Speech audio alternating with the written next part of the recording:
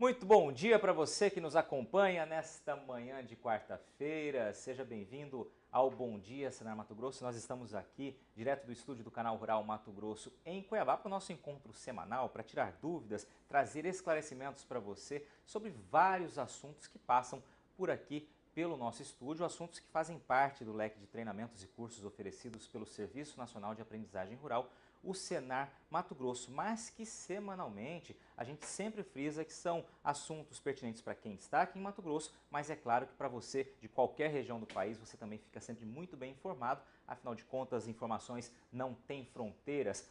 Hoje não teremos aqui um instrutor do Senar, mas um parceiro do Senar, que é o Jorge dos Santos, que é diretor executivo do Sindalco, o Sindicato das Indústrias Sucroalcooleiras, Sucroenergéticas aqui de Mato Grosso. Jorge, primeiramente, bom dia, seja bem-vindo aqui Dia. conosco, dessa vez no Bom Dia Senar Mato Grosso. Bom dia, Patrone, bom dia a todos, notadamente os produtores rurais que fazem deste país a potência econômica que é em nível mundial.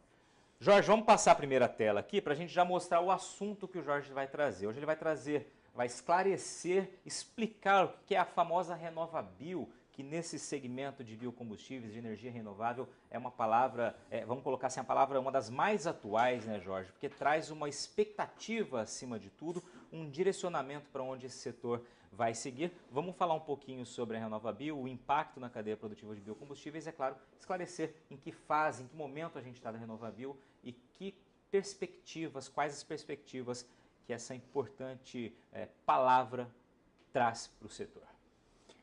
Então, o RenovaBio surgiu a partir da COP21, o Brasil assumiu compromissos, ou o compromisso de que reduziria a descarbonização, os impactos do efeito estufa, em 42%. E para fazer isso, havia várias hipóteses, ou estão colocadas várias hipóteses. O reflorestamento, a recuperação de áreas degradadas, etc., etc. E um dos pontos importantes era o uso da bioenergia, seja eólica, seja da água, etc., etc. E, no caso da descarbonização efetiva, seria o uso de biocombustíveis, tanto etanol quanto biodiesel.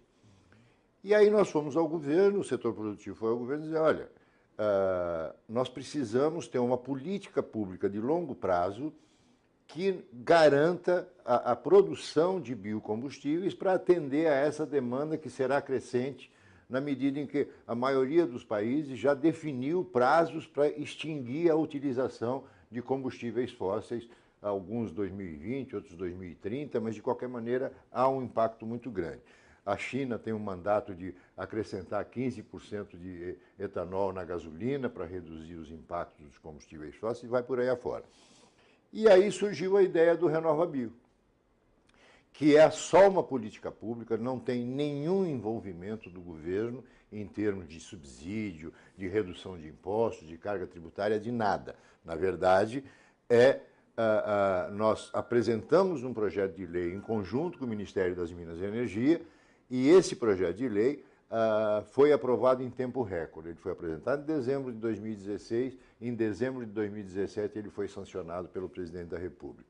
E a partir daí, a ANP começou então a destrinchar todos os aspectos do RenovaBio. E criou-se então, junto com a Embrapa, junto com todos os parceiros, criaram-se então as características principais. Quais sejam a de atender aos compromissos, esse é o objetivo principal, atender aos compromissos do país, do Brasil, no âmbito do Acordo de Paris. Tá? Temos que ter uma relação de eficiência energética e redução de emissão dos gases do efeito estufa a partir não só da utilização do etanol. Não me adianta ter um produto que reduz em 80% o impacto dos combustíveis fósseis se ele, na origem, é mal produzido. Ele não segue as condicionantes ambientais para chegar até um produto ambientalmente correto. Então, a outra questão do RenovaBio é exatamente cobrir todo o ciclo de vida. Tá? E aí ter a participação competitiva no mercado nacional de combustíveis. Se você se lembra, Pattoni, e os amigos que nos veem agora, nós tivemos uma política desastrosa em relação aos combustíveis fósseis, em que a gasolina teve um preço político e não preço de custo, e quase matou a indústria sucroalcooleira. Tá? 40 empresas entraram em recuperação judicial, muitas fecharam porque acharam melhor vender a cana do que ficar investindo em produção. Então, é fundamental que nós tenhamos uma política pública que nos garanta a participação competitiva no mercado nacional de combustíveis. Perfeito. Deixa eu só fazer um alerta aqui ao telespectador. Você está vendo o telefone aí? 65 99 212 1055. Esse telefone é o canal direto para que você nos envie mensagem por WhatsApp e participe do programa. Se tiver então alguma dúvida, você que está assistindo sobre a RenovaBio, sobre esse tema que o Jorge está explicando, apresentando e vai ainda falar muito aqui ao longo do programa, é só você mandar a sua mensagem que prontamente o Jorge é a pessoa certa para explicar. Vamos seguindo então. Então veja, essa certificação de biocombustíveis tem como função levantar todos os aspectos relativos à produção, desde a cana-de-açúcar, desde o milho, desde o sebo bovino para fazer biodiesel, desde o girassol, enfim, qual é a matéria-prima, onde ela é produzida, em que circunstâncias ela foi produzida, que impactos ambientais ela teve ou deixou de ter para ser ambientalmente correto. Então eu tenho que considerar todo o ciclo de vida. Tá? Aí você considera as emissões totais de poluentes e de consumo de recursos, que tipo de defensivo agrícola você usou, que tipo de fertilizante você utilizou, que tipo de combustível você utilizou no plantio, na colheita, no transporte. Então, nós avaliamos todos os impactos ambientais do berço ao túmulo, ou seja, desde o plantio da matéria-prima até a utilização propriamente dita desse biocombustível. E está aqui a extração da matéria-prima, a produção, o transporte, a formulação, transformação, a aplicação já aqui no transporte, tá? a eventual reciclagem. Tá? Então, este ciclo de vida, analisado totalmente, é que permite saber se o produto é ambientalmente correto e qual é o impacto que ele tem no meio ambiente. Jorge, no próximo bloco, a gente ainda tem um tempinho para terminar esse bloco, você vai explicar sobre a Renova Calc, que é justamente quem vai mensurar, dimensionar o tamanho dessa contribuição e, é claro, vai converter aí futuramente em crédito nessa comercialização. Mas antes da gente passar para o próximo bloco, qual a grande vantagem ou a grande expectativa do setor a partir da aprovação da RenovaBio, da colocar a RenovaBio em prática? Veja, a ideia é que o RenovaBio entre em operação em definitivo, já com todas as condicionantes definidas, a partir de janeiro de 2020. Por quê? Porque eu tenho que levantar todos os aspectos produtivos do berço ao túmulo. Uma empresa certificadora acreditada pela ANP vai confirmar se esses dados que eu aportei na planilha estão corretos, para então pedir a certificação deste processo e aí gerar a emissão do chamado CBIOS, que é o Certificado de Descarbonização, e que é aquilo que vai ser levado ao mercado e que tem algumas regras que a gente vai explicar daqui a pouco, tá? De tal sorte que o produtor tenha a garantia de que este ciclo de vida ambientalmente correto lhe rende algum tipo de rentabilidade e um comportamento competitivo ao longo da história.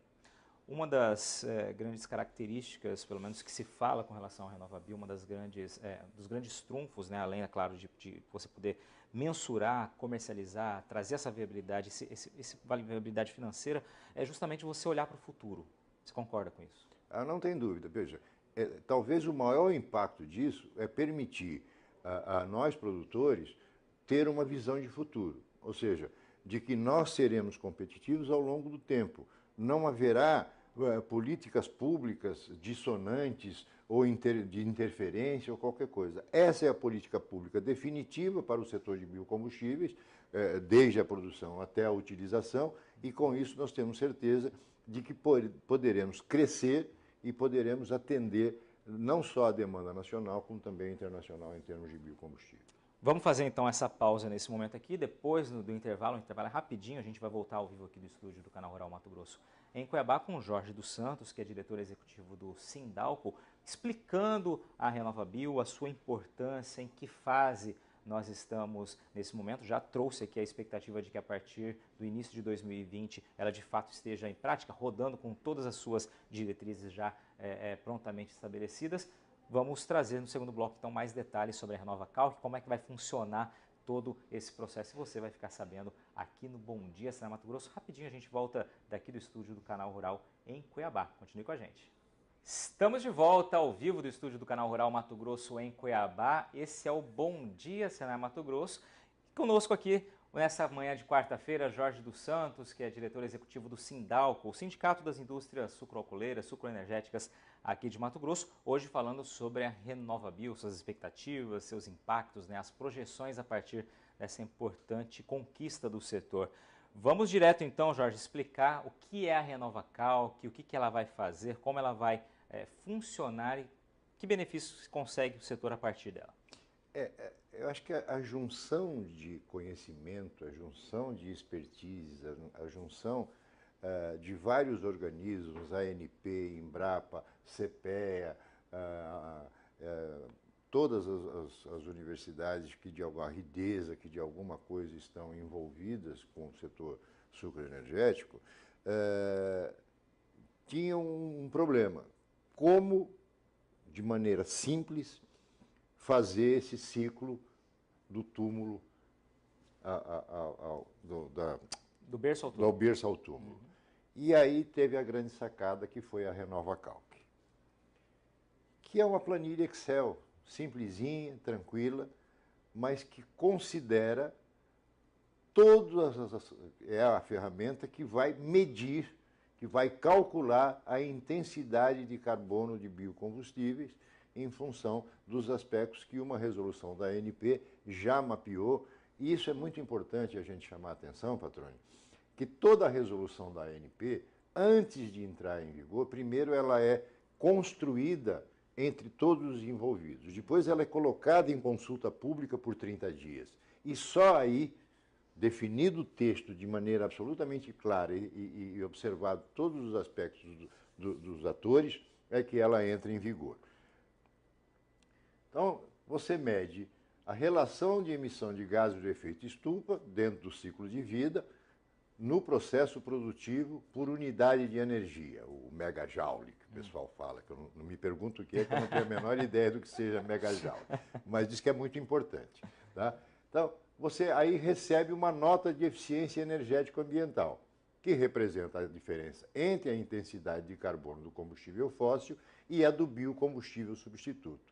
Fazendo uma conta simples, quando você coloca etanol hidratado no seu carro, vai lá no posto e enche o tanque com etanol hidratado, ao invés de usar gasolina ou diesel, no caso da gasolina, o etanol reduz em 80% a emissão dos combustíveis fósseis, de gases de efeito de estufa, vis-à-vis o combustível fóssil. Tá? E aí, essa diferença que vai constar do certificado de produção eficiente de combustível. Então, eu vou lá na planilha Excel e coloco lá assim, eu uso tal fertilizante, eu uso tal biodefensivo, eu uso tal sistema de plantio, eu uso tal sistema de fabricação, o meu vapor, a minha energia elétrica é gerada a partir da biomassa, então é ambientalmente correta. Então, a soma de todos esses fatores é que vão possibilitar que eu tenha uma nota que é atribuída dentro deste certificado de produção, e mesmo a importação também tem que considerar esses critérios, ok? Esse documento emitido vai ser certificado por uma empresa certificadora acreditada, devidamente acreditada junto à ANP, ela se cadastra na ANP com todas as condicionantes que estão lá definidas também em norma, tá? E aí o CBio, que é o crédito de descarbonização, que é o documento escritural que vai possibilitar, que permite ter esse ganho de ser uma produção ambientalmente correta, ele vai, o volume produzido e vendido, vezes o fator para emissão de CBio, menos o crédito de descarbonização. Então, vamos imaginar que uma empresa ela teve uma nota 9, a nota é de 0 a 10. Considerados todos os aspectos da RenovaCalc, foi atribuído a ela uma nota 9, a certificadora confirmou, a ANP aceitou tudo isso, é colocado 30 dias em audiência pública, para ver, alguém pode dizer assim, olha, não é bem esse fertilizante que ele usa, não, ele usa um fertilizante carbonatado que impacta muito mais o meio ambiente e tal. Bom, passados, decorridos esses 30 dias, então são emitidos esses CBios. Quantos CBios essa empresa vai ter direito a produzir? A nota 9, a qual eu me referi, vezes a produção. Ela produz 1.000 litros. Então é 9 vezes 1.000. Ela tem direito a produzir, a colocar no mercado 9.000 CBios. Tá? E aí, esse é o fluxo do RenovaBio. O produtor de biocombustíveis, ele preencheu a RenovaCalc, recebeu a nota de 0 a 10 e aí ele solicita a emissão de CBio. A firma inspetora vai lá e valida aquele preenchimento que o próprio produtor fez da RenovaCalc. Tá? Realiza a consulta pública que eu me referi durante 30 dias e depois vai para a aprovação, se solicita a certificação, a aprovação do certificado, que é feito pela ANP. Feita isso aí pela ANP, o escriturador vai fazer, então, a emissão do CBio. Tá? Uma instituição de crédito qualquer, uma corretora, faz a emissão. E aí vai para o mercado organizado. Quem se obriga a comprar o CBio? Quem é obrigado legalmente a comprar o CBio? São os distribuidores de combustíveis que distribuem combustíveis fósseis na medida exata da sua participação no mercado. Ou seja, aí você já tem uma garantia de que a compra vai ocorrer. Isso. Tá? Então, veja, a distribuidora A, ela tem participação de mercado de 9% na venda de combustíveis fósseis ao mercado global. O que acontece? Ela tem que comprar 9% dos CBios disponíveis para compensar o seu impacto ambiental pela utilização de combustíveis fósseis. Mas ele também pode estar no mercado organizado. Determinada a distribuidora, durante 2 ou 3 meses, só vendeu biocombustíveis. Então, ela não precisou comprar CBios, porque ela não estava usando combustíveis fósseis. Mas ela voltou ao mercado de combustíveis fósseis. E ela agora precisa adquirir CBios. E eles estão no mercado. Com que valor? O valor que o mercado atribui a ele. Investidor, como alguém que apostou exatamente, na compra do que CBio, foi lá. Eu posso ir lá e comprar CBios no operacionalizado mercado em bolsa como exato, uma ação. como se fosse uma ação. Ok? E aí, o funcionamento, quer dizer, você pega o processo agrícola, mais o processo industrial, considera a distribuição, qual é a distância que ele percorre para chegar ao mercado consumidor, tá certo? É caminhão, é ferrovia, é hidrovia. Então, tudo isso é considerado, vai para revenda e consumo. E aí você tem o custo da eficiência energético-ambiental. E só para chamar a atenção da nossa população, dos nossos amigos que nos veem, a bioenergia já é a principal fonte renovável da matriz energética brasileira, perdendo apenas para o petróleo, com uma vantagem, ambientalmente correto. E com uma perspectiva de expansão, imagino, muito grande, ainda mais motivada pela RenovaBio.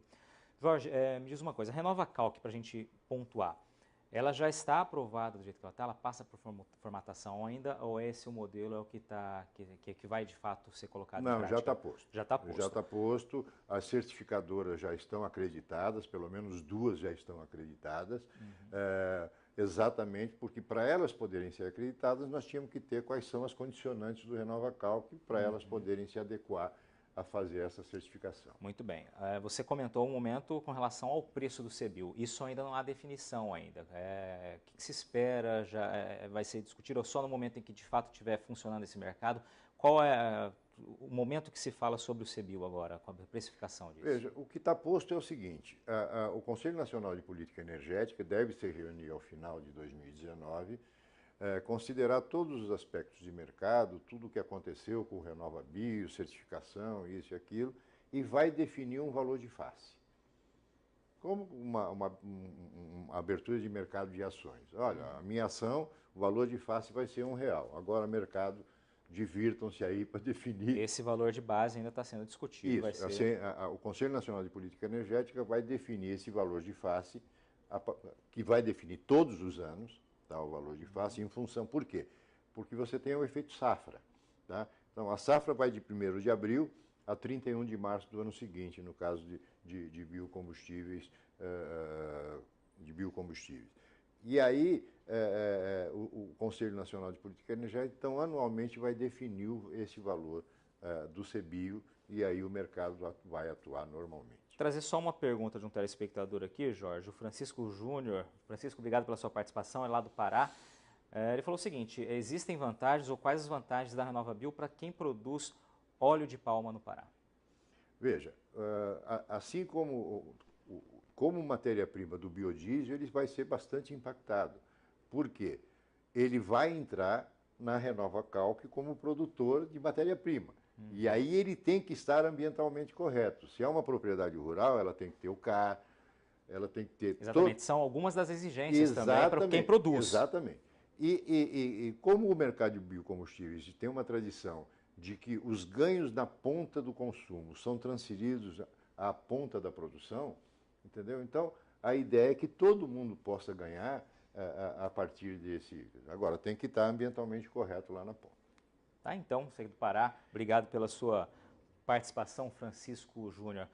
Vamos partir para o nosso encerramento aqui, Jorge. Primeiramente, quero te agradecer e dizer o seguinte: olha, é muito bom a gente poder trazer notícias boas e que trazem tanta perspectiva para um setor tão importante como esse. Hoje o país produz quantos bilhões de litros de biocombustível? A gente pode chegar a quanto a partir da a partir da RenovaBio no universo aí de 10 anos, por exemplo? 2018 nós fechamos a safra 2018-2019, que se encerra agora dia 31 de março, devemos fechar com 18, quase 19 bilhões, 29 bilhões de litros, perdão, 28, quase 29 bilhões de litros. Você está falando de etanol? De etanol, tanto anidro quanto hidratado, né? A nossa pretensão é em 2030, com o RenovaBio, com a introdução do milho, que em Mato Grosso é espetacular, com todos esses aspectos de que o petróleo continue a ser visto como vilão em termos de saúde pública, tá?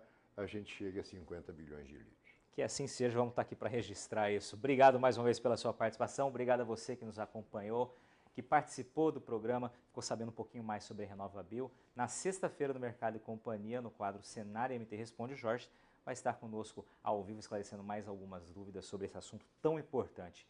A gente agradece a sua audiência e até semana que vem.